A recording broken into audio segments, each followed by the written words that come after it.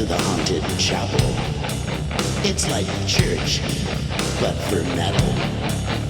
Here are your hosts, John Araya and Brittany Elliott.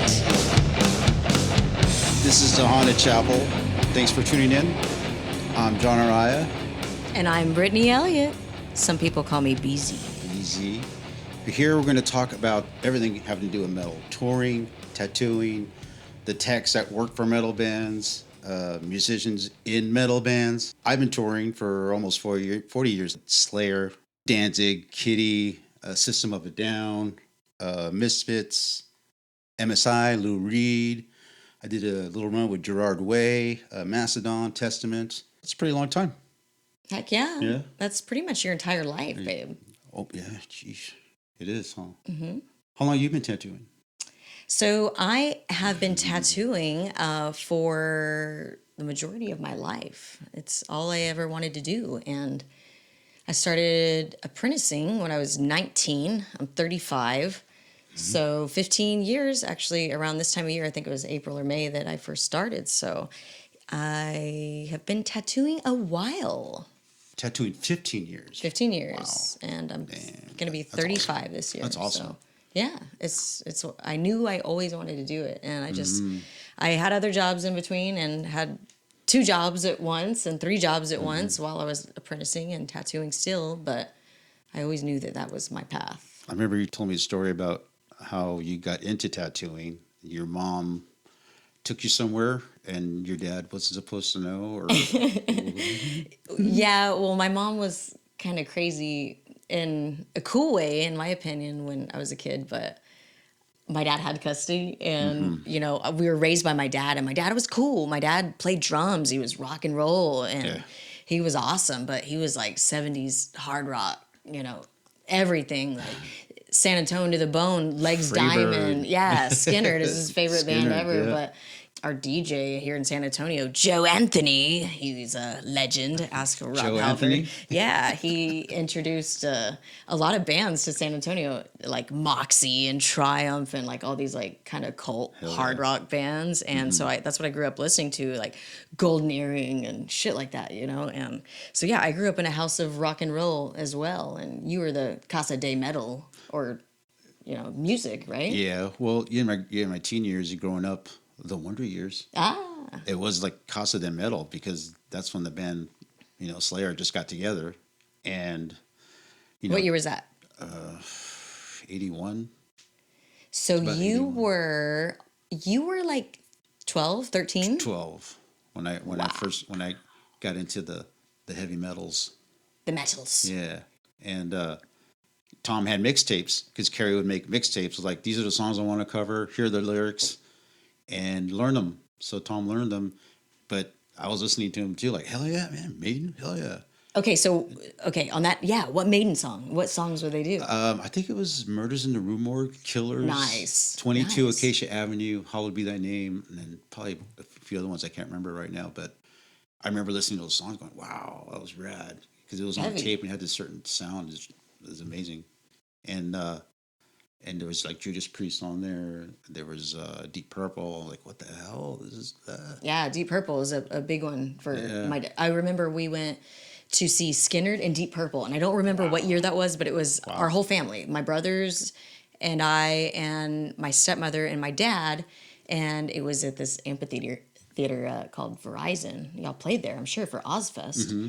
Right, in San Antonio? Yeah, San Antonio. I'm sure you probably played it, but anyway, it was Skynyrd and Deep Purple, and I remember that was like one of my first concert experiences, and just remembering just the hits that my dad would always play, and then my dad always had records playing too, so I knew some of the deep cuts, John Lord kind of keyboard stuff. Hell yeah, John Lord. Yeah, and my dad just would, you know, he'd be like, baby, this is a keyboard player named John Lord, you need to, you know, this is a band called Deep Purple, baby, you know, and I'm like, all right, you know, so I would just sit there while my dad just played records, and I would memorize these tunes, and that just kind of shaped me. But I completely evaded your question, which was going in a tattoo shop with my mom, because I started talking about my awesome dad. But then from there came that awesome photo of you as a little baby sitting on Sit and Spin with that Van Halen 1984 album behind you, and then that little The baby looks like he's looking at me. The little blip of the Skinner album cover on the other side, and Street these Survivors. old monitor speakers that are behind us that were set up.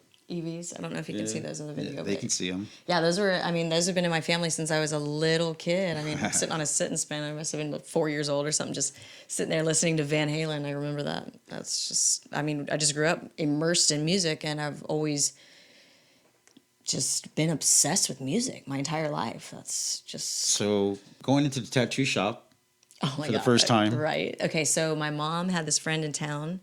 His name was Carlos Gonzalez, and he is awesome. He's still around, but he tattooed my mom a couple times when I was a kid, and my mom took me in the tattoo shop, and I'm not even sure that was really allowed. You know, I'm pretty sure it was 18 and up, but probably not. They were, you know, she was a client, and I guess like, tell. yeah, right, like a friend, you know, and so she was like, oh, I'm gonna go introduce you to Carlos because I was interested in, you know, the art behind tattooing and stuff. So introduced me. She made an appointment, I think, to get tattooed, and I was like, oh wow, how cool. But I remember going in there and just being like, wow, this is rad. There was just like, in hindsight, like flash and original paintings, and you know, people are sitting here, you know, going through all this pain to get tattooed, and I just thought that was so cool. Listening to metal, and I was like, damn, my mom's rad. But I kind of just got immersed in it as a kid, and my mom and dad were divorced, and she's like, don't tell your dad I brought you here, and I never would, because I wanted to go back, and I wanted like a bigger taste of that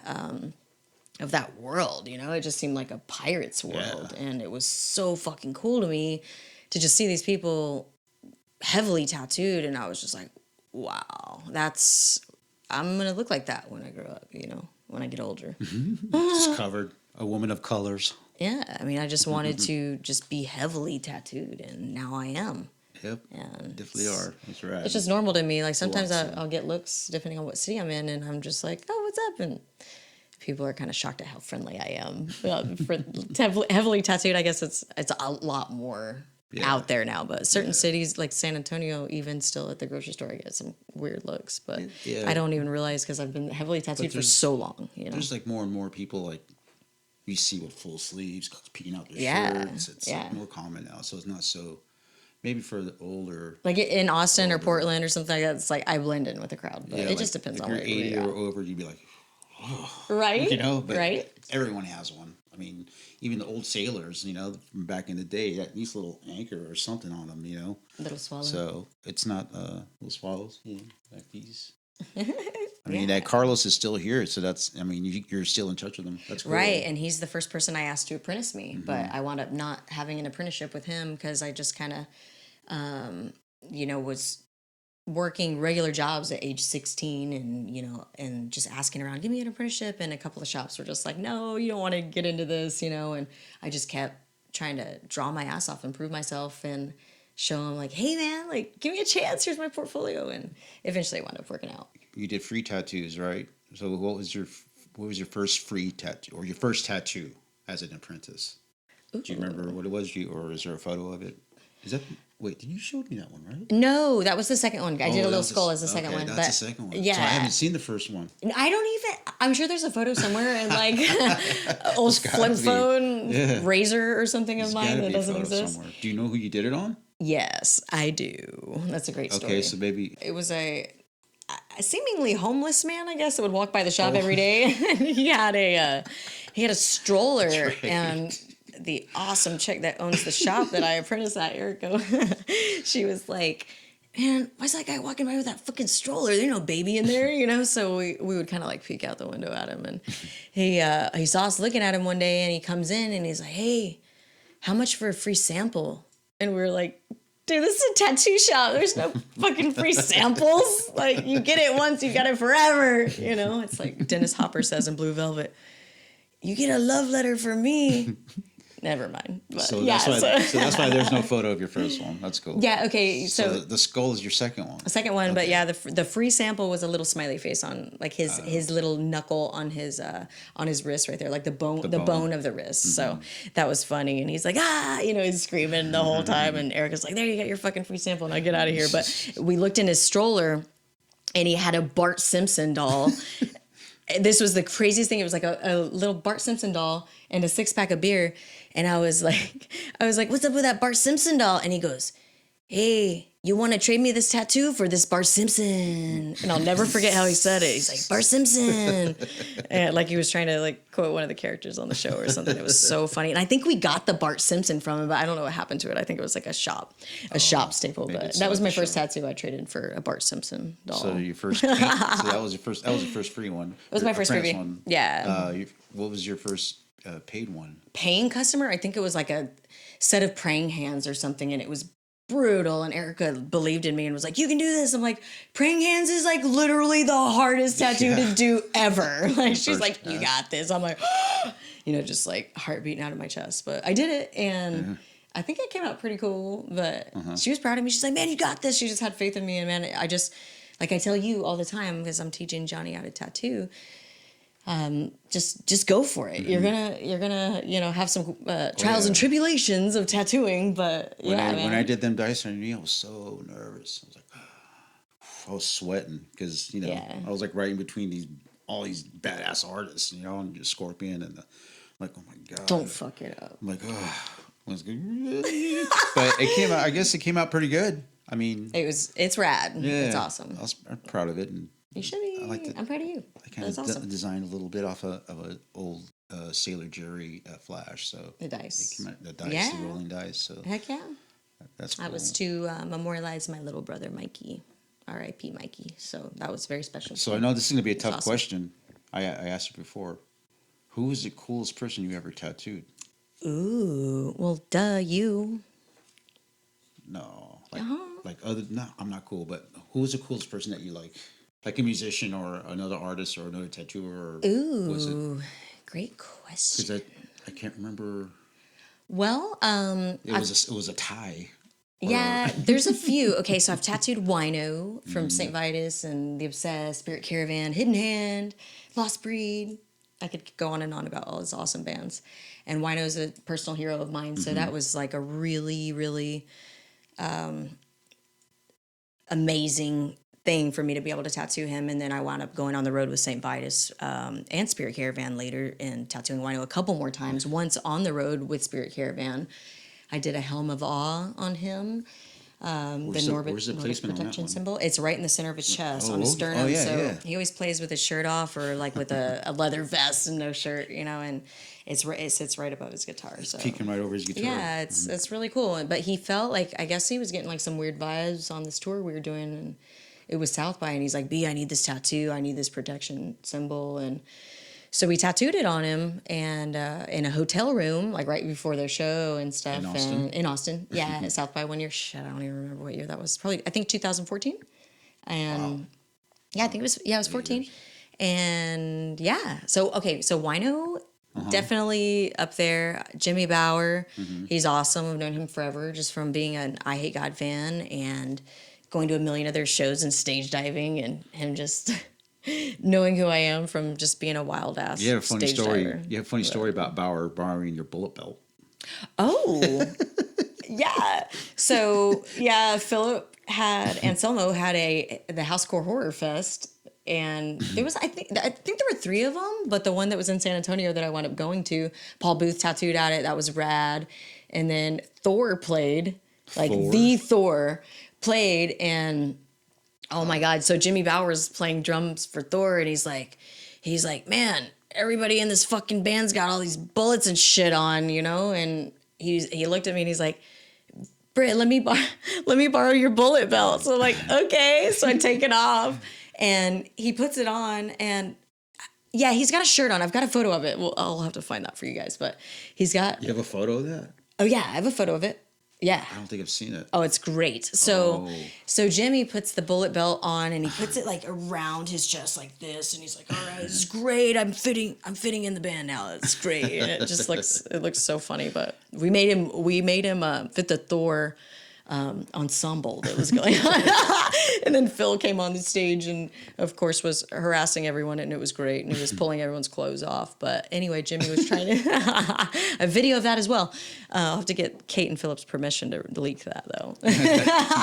But that was great. But so Jimmy's trying to get the belt off, and I don't think he realized that it just snapped open, and he's trying to get it off, and it's just stuck in his hair, and the bullets are like ripping his hair, and he's like, what the fuck? And so yeah, that was funny. So Wino and Jimmy Bauer, they're close personal friends, and they've become that over the years of just that's cool. supporting their bands and being a huge fan and help invite us out a bunch. And yeah, so that was awesome. Let's see who else. Ron Holzner from Trouble. I'm a Trouble fanatic, so he actually came through my old shop.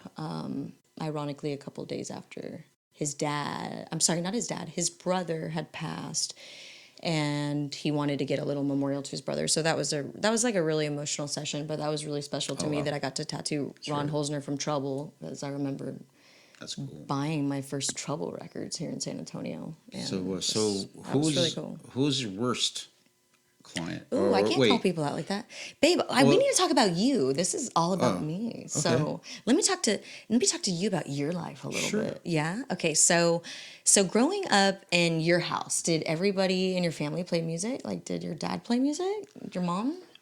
Anna played the clarinet. Marcy played the accordion. Awesome. I didn't know that. I'm not sure if Ollie got. I think she got into the clarinet. Maybe I'm not sure. Have to double check with her. My mom played clarinet too. And then I played the clarinet, and then I got into saxophone, and Cisco played guitar, and Tom played a bass. So there's more artists, you know. Anna drew, my mom drew, Jeanette drew, Ollie draws, Marcy. That everyone was artistic. Cisco almost was studying architecture, so that comes from mom's side. So she was an artist. Obviously, I know this about you, but our listeners don't. But how many siblings do you have, Johnny? I have 4 sisters, and there was 2 brothers, so it was a pretty big family. Yeah, it was huge. And then there was always music playing. I remember from one of my earliest memories is just having music on, Led Zeppelin or Jimi Hendrix. Anna was a big Jimi Hendrix fan. Jeanette was a big David Bowie fan. So that was always playing. Marcy and my mom liked the Doors. The Doors. That was later on, but when I was growing up, when I was little, it was Jeanette and Anna who played the music a lot. The Beatles always, of course, they had the Beatles. Yeah. And it was getting into, it was like a mid to late 60s, so all this crazy rock and roll was coming out. And I heard you love ABBA. I love ABBA. Who doesn't? Yeah. Who doesn't love ABBA? Yeah. I mean, you can't just help but feel good and want to groove and dance when ABBA comes on. What's your favorite song? I really like SOS. Yeah. Yeah, that's a good one. Yeah. It's kind of, there's the middle part, the chorus. It's pretty, it's heavy to me. It's pretty heavy. What was Cisco into? What was Tom into? They were into the Beatles, Led Zeppelin. They got into heavier stuff. They BTO. Nice. Bands Not like fragile. yeah. Nice. Who else? Sabbath? Lots of Beatles. No. I don't think they were that heavy yet. Okay. They didn't get to that heavy part. So late 60s, huh? Yeah. Rock and roll, What was playing in the 70s? These crazy 70s songs. That was always Baker Street by Jerry Rafferty, stuff like that. Joe Walsh, Eagles. That's what I remember is the radio hits. Right. It was always a radio playing. And of course, my sister Anna would always play the South American 60s pop songs. Those are really cool. Those are awesome. You played those for me. They're I great. love it. And mom and dad loved tangos. They always played tangos. My dad loved tangos. We used to go to this place called Shakey's down in Huntington Park. And there was a man playing a banjo and another guy on an upright piano. And they'd be playing music. And dad would always give me money so I could put in the tip jar and request Blue Tango. Oh. So they would play Blue Tango on the banjo. It was so cool. It was great. Oh my god. Eating Mojos and pepperoni pizza. It was awesome. Oh. I So love that memory. Yeah, so there was always music everywhere. Everyone loved music in the house. There was always music somewhere. That's awesome. Yeah. So was Cisco in a band before Slayer started or the cover band started? Or did he just kind of teach you to pick around? But I think the band was called Castle Hill.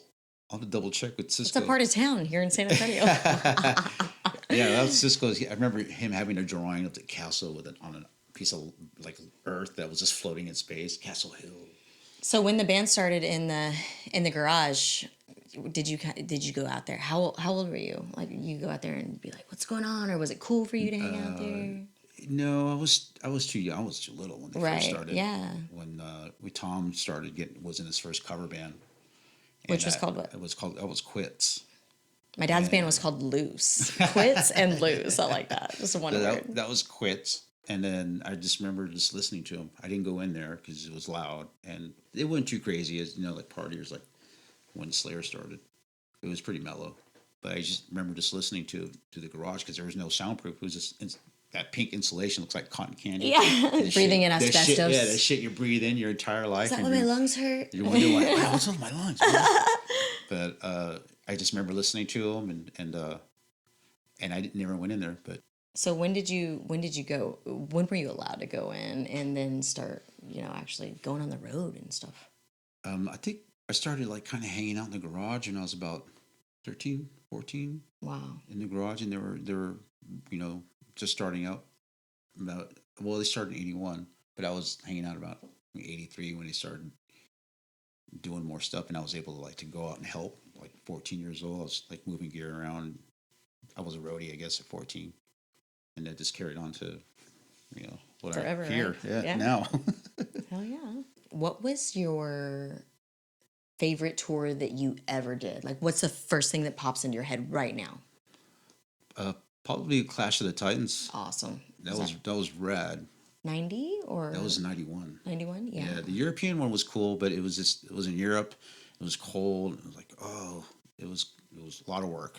So you liked the U.S. the tour? U.S. one, yeah, 91. That was rad because that had I bet. That's awesome. That was with Alice in Chains opening. Nice. Yeah, and Megadeth. Gosh, you're so lucky. Anthrax, Slayer. That was cool to watch Alice. Like, what? Look at these guys come on stage and just blow everyone away. No shit. And they'd always start the set. And people are like, "Boo, boo, fuck you," because Lane would come out and say something like, the funniest one is when he came out. We played Red Rocks, and he came out and he goes, "What's up, all you cousin fuckers?" And I was like, I fucking laughed, and I'm like, I love these guys. I was just fucking headbanging. Yeah, he was the funniest. But that was like that tour was great because I met those dudes, and watching Megadeth, of course, watching them play the OG, not OG, but classic lineup of Ellefson and Marty. Amazing. Yeah, and Amazing.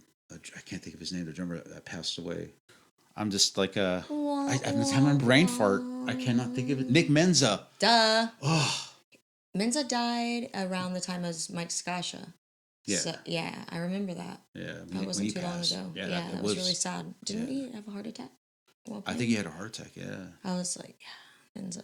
So that lineup was awesome. Yep. Yeah, that was a fucking badass lineup. Classic lineup. Those are my 3 bucket list people that I want to meet are, well, there's several, but definitely Lane and Jerry and Hetfield and Mustaine, so 4. Oh, yeah. Mustaine's great, man. Yeah, I'm sure. I mean, he's funny. But Lane and Jerry in particular, that was like my youth growing up in the 90s, that was so heavy. And I just remember my mom just playing Alice in Chains over and over. And I'd be like, man, what is this? But then I'd be riding around in her car and then they'd play other songs like Them Bones and Rooster. I would hear those on the radio. But then my mom was really into the third album, Tripod. And she would play it over and over. And I just remember that being so dark, especially that song Again. It was just like, that album especially is so compared to the first 2. It's like, man, can you get any darker? Well, yeah, right. here's Tripod. Here's Sludge Factory. Yeah. Like, oh my god.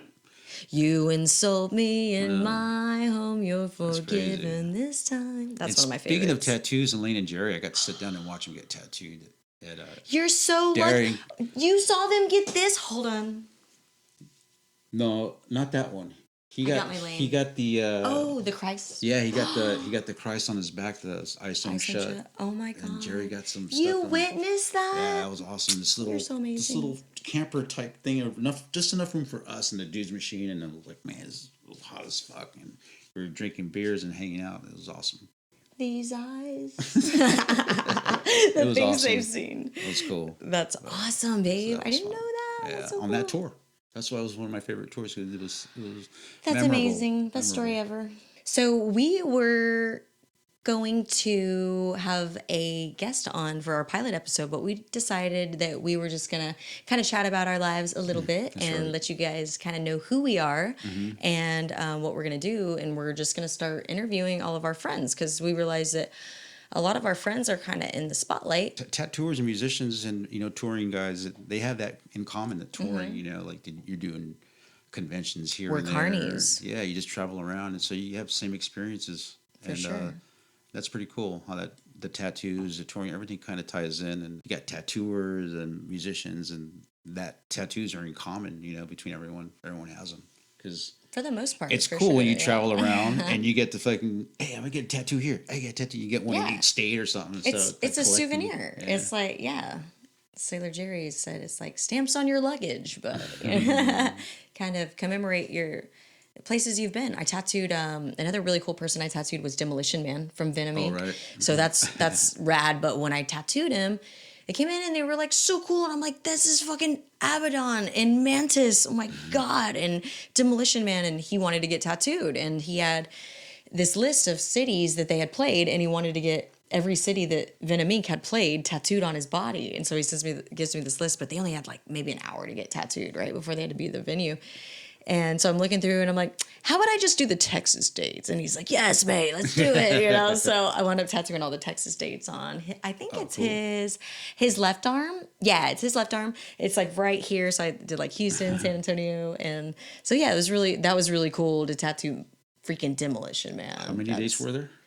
I think I did 4 or 5, but it was all Texas lettering. shows. It was like kick ass, like old English. So he had all these Nice. different styles of lettering on him, and he was just so kick ass and down to earth and rad. And then I gave him some of my stickers, and I go to the show, and he's like, "Oh, I'll see you guys at the show," I go to the show and he has my stickers, one of me like from Best Ink, like, it's like my promo shot and I'm looking all serious. I have these hot red pants on, my Shania Twain photo.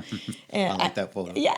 So he has that on there. It's like a little pin up. And then he has like the mini me version, like the 5-year-old version, little metal sticker. He has them on his base and everybody's watching Venom Inc. and he's got my stickers on his base. I was like, no fucking way, dude. Like at age 13 buying Welcome to Hell at Hog Wild Records, even though of course that's Kronos, but just hearing those songs and then hearing them in person for the first time and just being like, what the fuck? Like I busted my ass so hard, learned how to tattoo, kicked ass, and tried to fulfill my dream of having a shop, like where I could have bands and encompass music and art and tattooing, And then I wound up having Venom Inc. do it in store, and I'm tattooing him, and he has my stickers on his base. It was just fucking crazy. That's cool. That was awesome, yeah. And they're just all awesome people. And now Jeremy Kling from Inhuman Condition is playing drums for them because Abaddon had a baby, and I guess he's doing the dad thing, which is awesome. So that's rad because Jeremy's one of our favorite frontmen and drummers. He's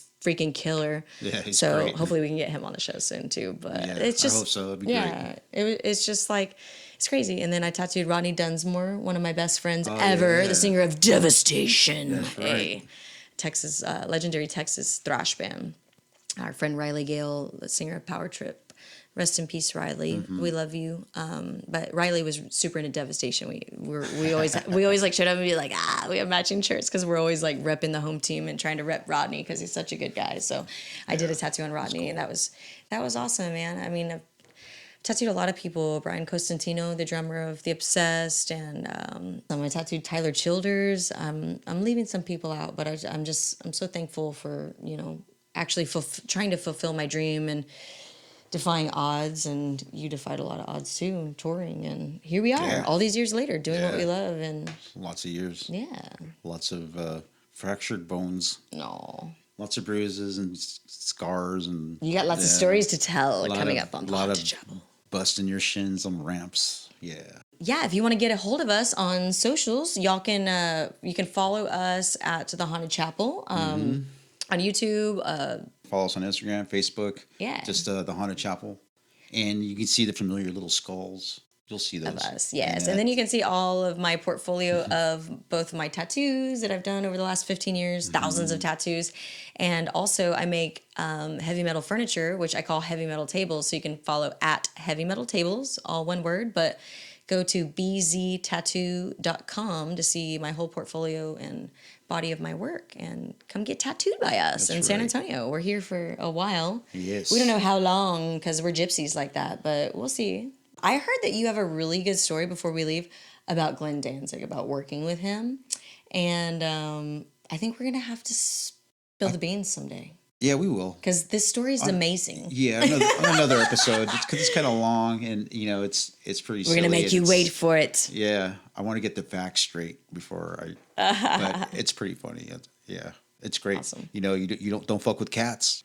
So thank you guys for tuning into The Haunted Chapel. Follow us at The Haunted Chapel and bztattoo.com. TheHauntedChapel.com has some cool merch that Johnny and I have designed, and there's only a couple pieces up there because everything we do is super limited, but we'll be making more stuff soon. So stay tuned. Remember to keep it heavy and stay haunted.